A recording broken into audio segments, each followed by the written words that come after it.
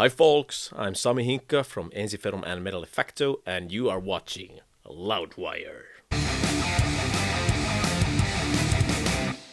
Music has always been a big part of my life. My dad was a drummer. I have two 6-year-old big brothers who made sure that I grew up listening to heavy metal. Bands like AC/DC, Black Sabbath, Iron Maiden, Dio, King Diamond, Bon Jovi, Wasp, and so on. My other big brother, he got a guitar at some point, and it was so cool to watch him play like real songs. So I was a very small kid, and I remember asking from Santa Claus a guitar also. And I remember I got like very small plastic guitar with all the strings were just plastic, and I was trying to play Kiss songs, "Lick It Up" and "Heaven's on Fire." Like, how did it go? Like.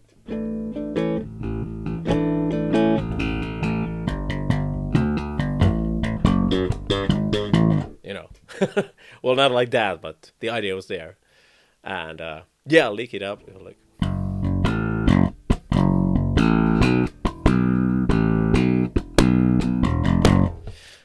yeah, and it took quite many years before I understood what the lyrics were about. When I was 11, I got my first bass, and yeah, my big brother, he taught me stuff, and the very first riff that I learned to play was Iron Man from Black Sabbath, the legendary.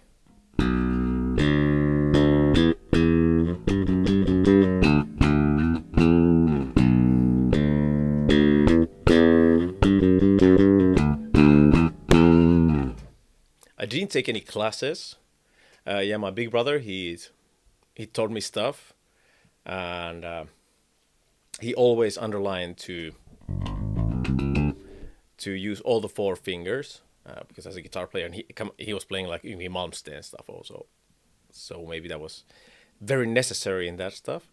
But now I'm actually very happy that he was quite strict with this, because I use all my four fingers, and yeah, so thank you, big brother.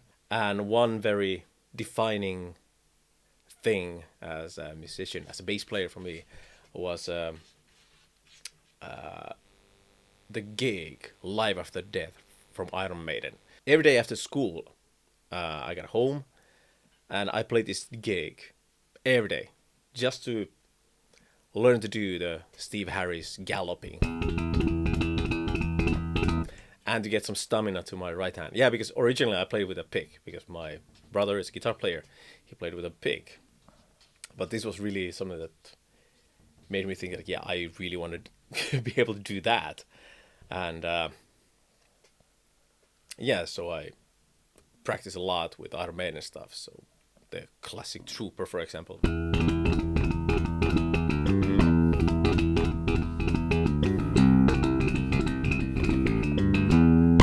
What's also interesting about him, he was using power chords. Well, let's take the Trooper again, like especially on live, you can see he does it.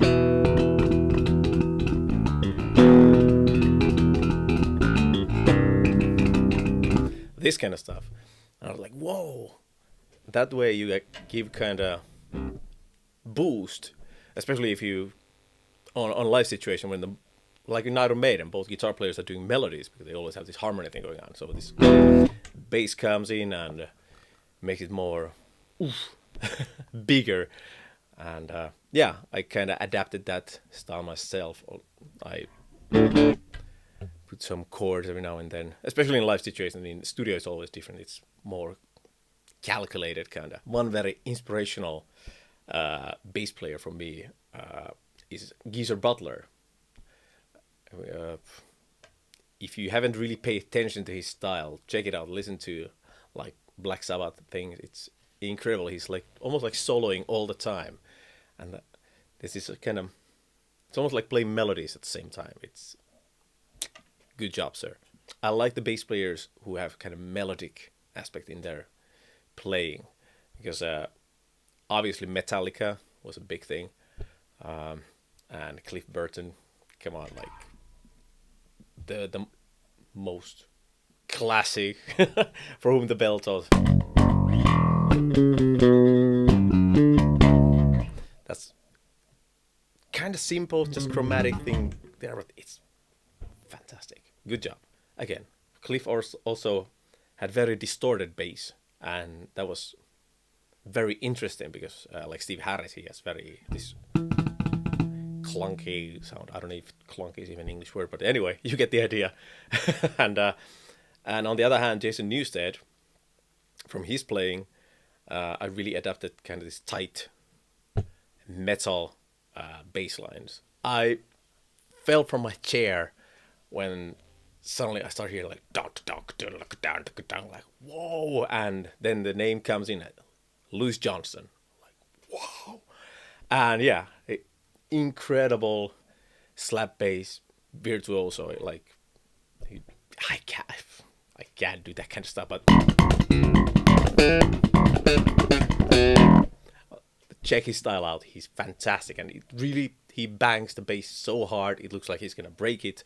And one thing I also kind of borrowed from him, he uses his thumb over here. Okay, he has only 4 strings, I have 6, but I still sometimes use it for the lowest string. I don't, probably no one would recommend doing it like that ergonomy wise, but it fits for me and my playing style. Anyway, when I heard this, I remember talking to one friend of my big brother's, and he was like, "Oh, so you like this kind of funk thing?" I was like, "Oh, that's crazy stuff. I don't understand how anyone can play that way." And he gave me Mother's Milk from Red Hot Chili Peppers. So Flea is definitely one of the cornerstones of my bass playerism. Yeah, later on, all these groovy lines, because he had this very aggressive style also, but it was different compared to like Louis Johnson. He had more this, well, like he told himself, it's more like there's like a punk attitude kind of, and you can hear it. It's very aggressive also, but it's different. Like the legendary, well, give it away. This.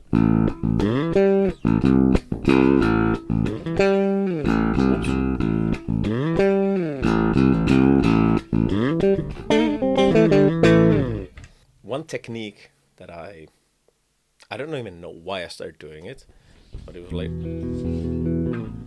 it's nothing unique, but like, is it strumming the chords? Especially when I got the 6-string bass long time ago, it was really opening another world, because then you can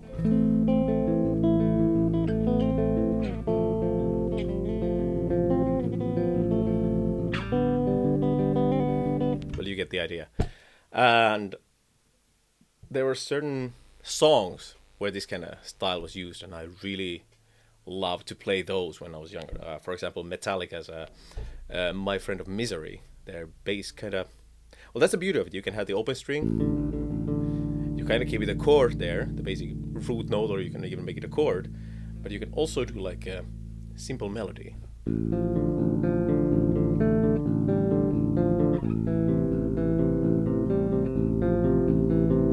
Beautiful. And one of my all-time favorite death metal bands, Dark Tranquillity, has this song called Lethe, where it's a bit similar. It's yeah, let's go.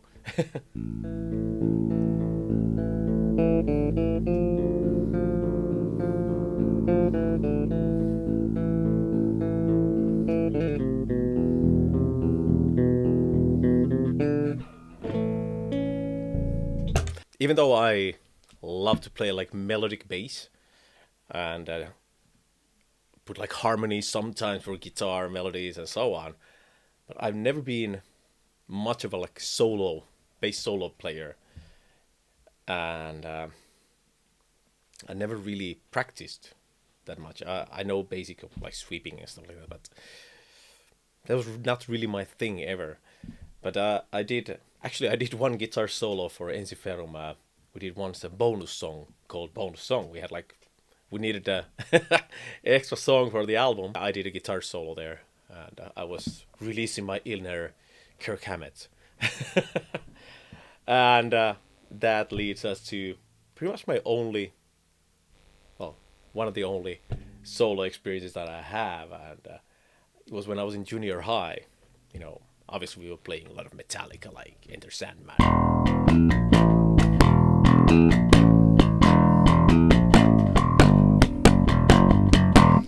And we had like some event coming, and we meant to play and Nothing Else Matters, beautiful song, and I was playing the bass, but it was like day before the event. The guitar player, I can't remember what happened. Did he get sick or whatever? But he couldn't be there, and the solo of this song is so majestic. It needs to be there. It's kind of building up towards that all the time. So what I did, I went to my brother, like, hey, we have a gig tomorrow, so can you help me? He showed this solo to me, and I did it probably not that well.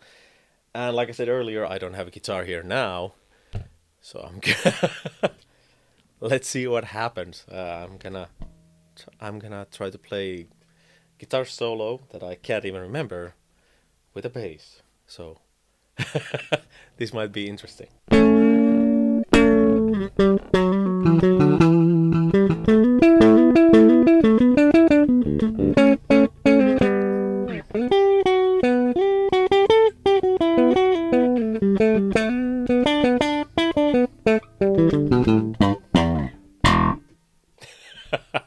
Yeah, sorry, James. I didn't really remember. Yeah, for Ensiferum's music, I don't know if you don't know it at all, but it's very melodic. But as a bass player, I very rarely play like unison, play the same thing. I usually try to keep my bass line very simple when there's a lot of happening with the guitars, because I wanna give the spotlight to them. Obviously, you need anything you play, you need to serve the song. You're not there to masturbate with your instrument. You're there to play a song together with the band. Yeah, I joined Ensiferum 2004, 2005, and kind of the first release that we made back then was an EP where we had like a couple of old songs that didn't make it to the first two albums, and then Markus, the main songwriter, had one new song. So for that EP, I didn't bring any ideas, but for the kind of the first real album, I had some ideas. For example, the melody, the chorus melody of a song called Victory Song. I'm gonna see what I can do here with the bass.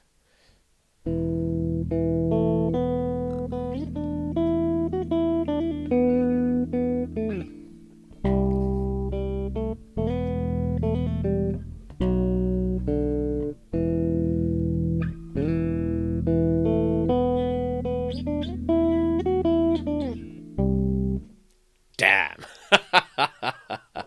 Yeah, I know my own songs. Anyway, you get the idea. It's very heroic melody. Yeah, I made one riff for a song called Deathbringer from the Sky. So let's see how it sounds with the bass. Yeah, the bass on the album plays very simple. Like I said earlier, when there's a riff going on, I keep the bass line. Well, not the pick, but anyway, the riff goes something like this. If I remember that one, because the previous one wasn't that great success. Okay.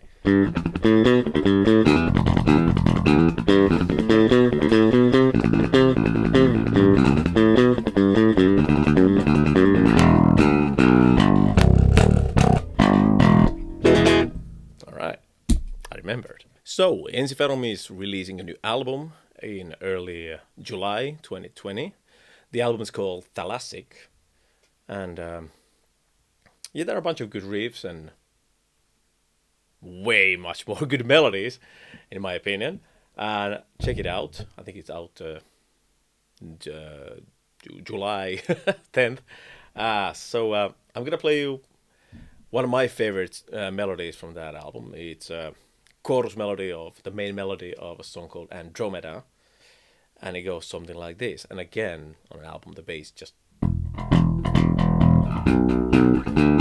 something something like this. It's very simple, but just to give you guys an idea, so I'm gonna try to keep the root note and play the melody. All right, let's go.